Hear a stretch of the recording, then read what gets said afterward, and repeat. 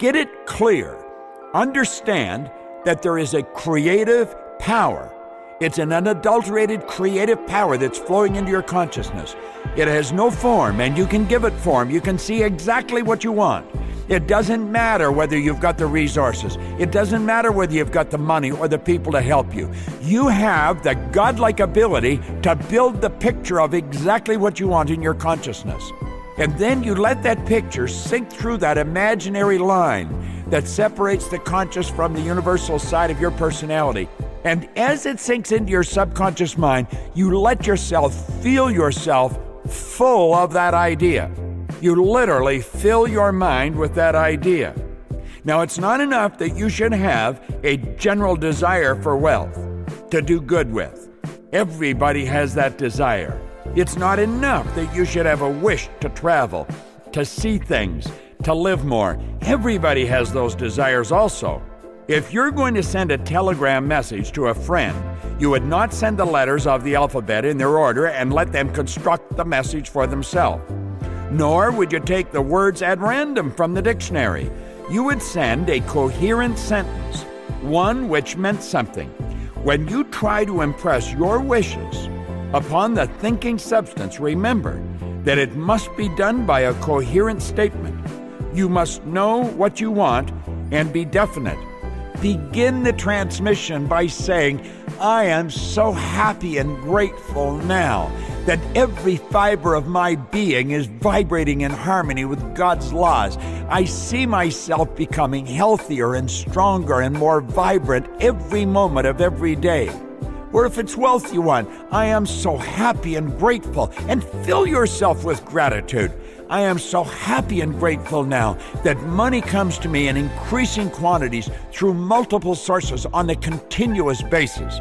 Or if it's more business you want, I am so happy and grateful now that business is coming to me in an abundant manner, everywhere, every day. Fill your mind with this picture, but you've got to see it in your conscious mind. See it with the eye of the one in your consciousness. You can never get rich or start the creative power into action by sending out unformed longings and vague desires. Go over your desires, just as the man that was described in the previous lesson went over his house. See just what you want and get a clear mental picture of it as you wish it to look when you receive it on the physical plane. Now understand this, that you don't have to rush. It's not going to materialize maybe when you want it to materialize, but it must materialize. You go back to the second session and review the laws. We talked about the law of perpetual transmutation of energy. Energy is forever moving into form. What's moving into form in your life? The image that we're talking about right now, the good that you're filling your consciousness with. Do you remember when we talked about the law of gender? We pointed out that all seeds have a gestation or an incubation period. There's a period of time must elapse before this beautiful image materializes in your life.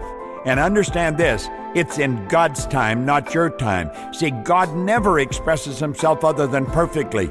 The imperfections in our life are brought about by our own thinking or our collective ways of thinking. Spirit never expresses itself other than perfectly. You want to fill your consciousness with the good that you desire. Let yourself get emotionally involved with it. So as we said, go over your desires just as the man did in the previous lesson, how he went over his house. See what you want and get a clear mental picture of it as you wish it to look when it materializes. Now let's get back to Waddell's words for a moment. As the sailor has the port toward which he is sailing in his mind, you must have a clear mental picture continually in your mind. You must keep your face toward it all the time. You must no more lose sight of it than the steersman lose sight of the compass. You see, there's going to be things happening in your life that aren't in harmony with this beautiful image. There's going to be people come into your life and they're going to give you negative suggestions. You're going to be reading newspapers, watching news broadcasts on television, or maybe hearing them on the radio. And you're going to hear stuff that is in direct opposition to your image. Reject those things. Remember we talked about in the conscious mind, we have the ability to accept or reject. Reject it. Reject everything that isn't in harmony. I don't care how real it seems. It doesn't matter. It is not in harmony with your purpose. It's not in harmony with your picture, so you reject it. Now let's go back to Waddles. He said it's not necessary to take exercises in concentration, nor to set apart special times for prayer and affirmation, nor to go into silence, nor to do occult stunts of any kind.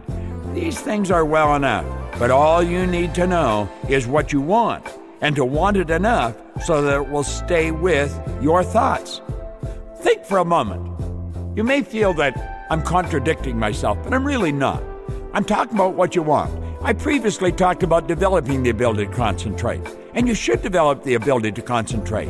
Concentration increases amplitude of vibration, gives more energy, focused energy towards what you want. But think of this. We're talking about what you really want. Do you remember when you fell in love? God, wasn't it beautiful? You remember the feeling in your stomach? You couldn't get the butterflies to fly in formation. I mean, everything was just so phenomenal. Do you remember? You do remember, don't you?